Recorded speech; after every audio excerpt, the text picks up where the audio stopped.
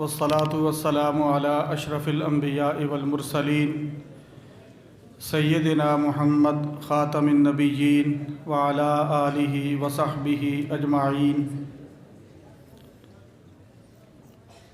جامع فریدیہ میرے لیے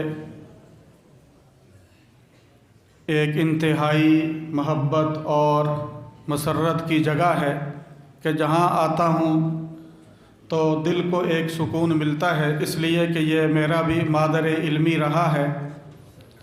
جن اساتذہ کرام سے میں نے اکتساب فیض کیا ان میں حضرت مولانا فضل اللہ صاحب دامت برکاتہم تشریف فرما ہیں۔ اللہ تعالیٰ ان کا علمی سایہ اور ان کا فیض تا دیر جاری اور ساری رکھیں۔ آج کی یہ مجلس حضرت مولانا محمد طاہر صاحب نے فرمایا کہ اس میں آپ بھی شرکت کریں۔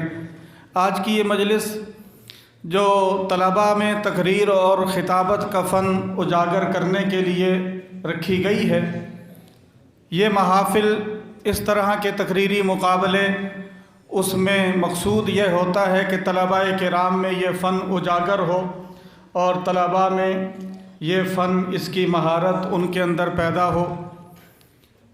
خطابت کہتے کس کو ہیں کہ ایک آدمی چند لوگوں کو مخاطب بنا کر اپنے جذبات و احساسات کا اظہار کرے، اس کو خطابت کہا جاتا ہے۔ جس قدر بہتر انداز سے وہ اپنی بات سمجھائے گا، جس قدر اس میں فصاحت و بلاغت ہوگی، اتنی یہ خطابت کامل درجے کی ہوگی۔